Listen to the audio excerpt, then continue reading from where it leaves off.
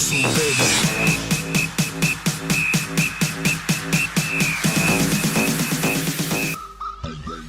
Сайн байцгаана уу? Элийн 11 TV байна. Удаан уулзсангүй. Саяны интро бол уучлалт төссөн зүйл байлаа. Морхаасан өмнө амлаж байсан Ghost Rider-ын талаар бүх зүйлийг оруулахаар бэлдсэн байна. Кино болон комикийн сонирхолтой фактууд, ер нь яагаад Ghost Rider тийм iconic төр болсон юм бүгдийг нь оруулахаар бэлдсэн байна. За ингээд видеонд орцгоё. За сүнс үлгэлэгчийг хамгийн анх 1972 оны 8 сард бүтээж байсан. Анх танилцуулагдсан комик гэх юм бол Marvel Spotlight дугаар 5 дээр танилцуулагдсан төр. Зохиолыг Gary Friedrich, тэгээд зургийг нь зурсан хүн бол Mike Plug, тэгээд Roy Thomas санааг нь гаргаад Ghost Rider анх Marvel Spotlight гэх туршилтын цувралд гарсан ч үзэгчдэд маш их таалагдсан тул өөрийн нэр дээрх комикс цувралтай болсон байдаг. Өөрийнх нь цувралын эхлэл Ghost Rider Volume 1 гэдэг нэрээр 1973-аас 1983 оны хооронд үргэлжилсэн. За, Johnny Blaze-ийн гарал үүсэл болон яаж Ghost Rider болсон origin story-г нь яриа. Johnny Blaze бол мотоциклийн үзүүлбэр үзүүлдэг залуу. Эцэг Simpson-д хор тавдартай болоод Johnny Blaze чөтгөр Mephisto-тай гэрээ байгуулж өөрийнхөө сүнсээ худалдана гэсэн үг. Амийг нь аврахыг гуйгаад авардаг. Эсээ идэж эцэг нь идэгсэн хэрнээ удалгүй ослоор насвардаг. Mephisto Johnny-гийн сүнсийг авахыг оролдох үед Заратас хэмээх сүнс Johnny Blaze-д нэвтэрч Ghost Rider төрдөг. Ингэснээр Johnny тамийн галаар өшөө авч нүүлтнүүдийг шийдэгдэг, аимшигт хүчтэй оршихуй болж хувирдаг. Эхлэл нь л ерөөхдөө яг ийм зарчмаар явна. За, бусад сүнс хөлөглөгчдийн хөлбрүүдийн талаар ярив. Нэгт Danny Cage 1990 он Нью-Йоркийн Бруклинд амьдардаг залуу. Их чин гудамжинд гангстеруудад алуулаад Danny хараалтай мотоциклыг олж асааснаар Ghost Rider болж хувирдаг. Илүү хүйтэн, арай илүү хянамгай, тэгээд хамаагүй харанхуй хөлбөр нь.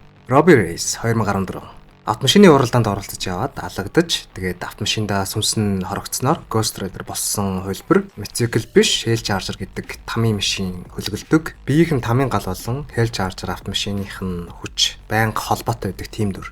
3-т Cosmic Ghost Rider Frank Castle буюу The Punisher. Frank Castle бүх гэр бүлээ алдаад Деважинд очиж чаддаггүй. Тийм болохоор Mephisto-тай гэрээ байгуулж Ghost Rider болдог. Дараа нь Galactus-ийн элч болоод космик хүч чадлыг олж авдаг. Thanos-ыг хүүхэд байхад нь алах гэж байгаад болоод өсөгдөг. Харин Thanos томроод Punisher болдог. Энэ комиктер тийм зүйл гарна. За яг ямар шуухан хөлбөрөө гэх юм бол нэлээд их хүчтэй, маш их хүчтэй. Тэгээ баг зэргийн солиотой хөлбөр гэж хэлж болно. 4-т Ghost Rider T-Rex Earth 66-гийнх динозавр гэсэн үг л дээ. Тамийн галаар амьсгалдаг.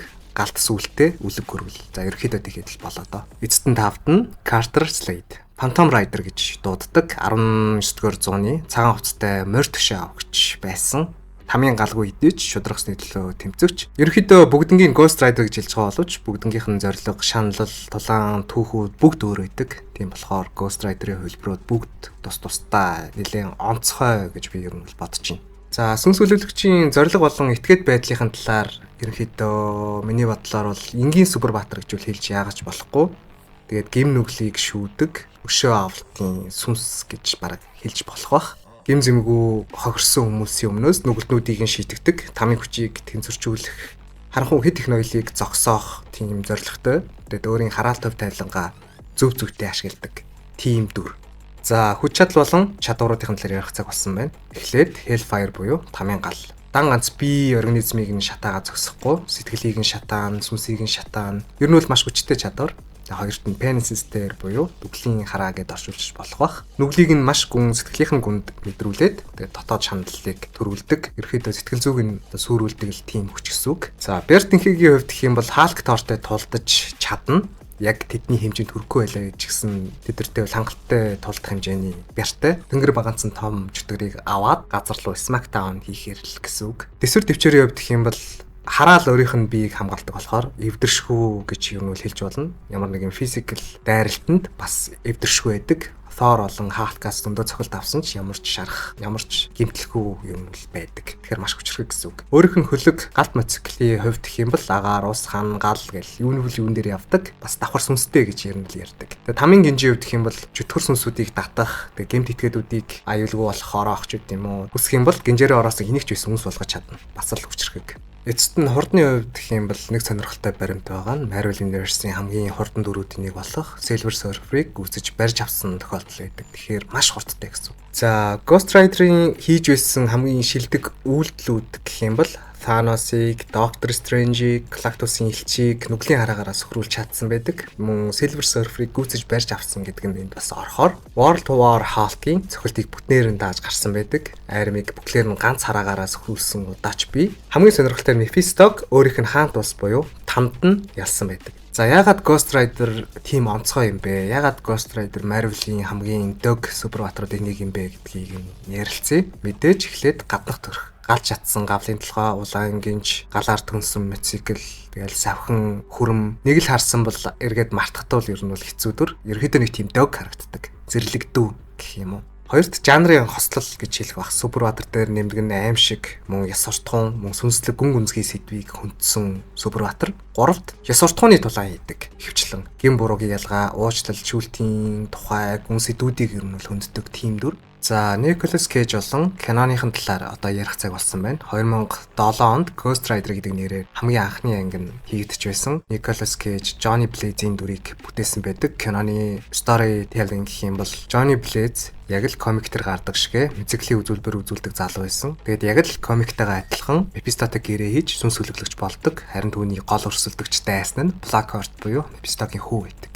Wakanda Carter Slade буюу хамгийн анхны сүнс хүлэглэгч үржил гардаг. Тэр хэсэг нь маш гоё байсан. Тэгээд яг киноны хувьд гэх юм бол cinematic талдаа тэгээд тиймч бүрхэг биш. Ганц сул тал нь би тухайн үед үзэж байхдаа жоох хөөхт байсан ч гэсэн надад яг тэг санагддаг байсан. Амар гоё сэтгэл хөдлөгөөл яг гоё тулаан боллоо гэж бодоход тулаан нь жоохон инээдтэй болдог. Жоохон болигтуу тулалддаг. Тэгээс бол киноны хувьд бол маш тийм сонирхолтой кино байсан. За, Ghost Rider 2011 буюу Spirit of Vengeance кинонд юу болдог вэ гэхээр Johnny Blaze-ийн гол дайсан нь Mephisto-гийн хүн төрх болох Rourke байдаг. Тэгээд мөн бүх чөтгөрийн хүчийг агуулсан дайны гэхүүтэй гэрээ хийж байгаагаар бас гарна. Түүнээс маш их хүч авч байгаагаар гарна. Киноны story гэвэл нэг иймэрхүү юм болно. Гэхдээ бүгдийн спойлдох бол бас тэний хэрэг. Spirit of Vengeance хэр кино байсан бэ гэвэл өмнөх ангийнхаа дутууг бол нөхсөн байсан. Тулааны хэсгүүд маш сайхан байсан. Маш гоё тулалдна. Тэгээд өнгө төрхийн хувьд гэх юм бол илүү dark, илүү дог байсан гэж хэлж болно. Ядахтаа л гавлын ясн тийм хар шатсан дуу харагддаг бол 2007 оны Ghost Rider-ийн гавлын ясн цагаан харагдаад байдаг. Тэр нэг жоохон CGI талаасаа жоохон мяа байсан гэж үл хэлж болно. Ганц сони юм камерын өнцгүүд нь л их сонирн байсан да. Үзэж жоохон төвхтэй санагдсан. Тэгээс бол ер нь бол дагуу кино. Надад бол 2007 оны Ghost Rider-аас хамаагүй илүү санагддаг. За, нэмэлт хэдэн факт хэлж өгье. Johnny Blaze-ийн гэрээ хийсэн тамийн эзэн бол Mephisto байсан, Сатан биш. Marvel Universe маш олон тамийн эзэд байдаг. Тэднийх нь л нэг гэсэн үг. Нүглийн хүлээн зөвшөөрсөн хүн Ghost Rider-ийн нүглийн хараагаас аврагдаж болно. Харин эсэргүүцвэл шууд шатна. Ghost Rider-ийн бас нэг хүмүүсийн мэддэггүй зүйл нь айдас гэж юм мэдэрдэг. Угаас айдас гэж зүйл байдаггүй. Бас нэг комик дээр Deadpool-ийг хүртэл сэтгэлийн зовлон унгааж исэн тохиолдол байдаг. Deadpool шүү дээ. Солиотой Deadpool. Эцэст нь Ghost Rider дөгөх миний дүгнэлт бол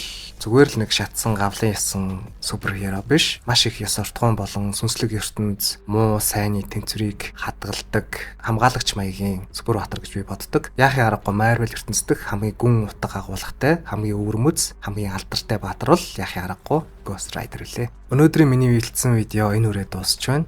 Их богинохон байсан байж магадгүй. Супербаатарын дүрийн задлан болохоор нэх их байлгаад, нэх удаан байлгаад та нарыг залхаагаад явах уу? Ямар ч тач миний бэлдсэн юм л байла. Дараагийн видео удахгүй орно гэж итгэлтэй байна. Лайк дарахаа битгий мартаарай. Саб дарахаа битгий мартаарай. Айлын 11 TV байла.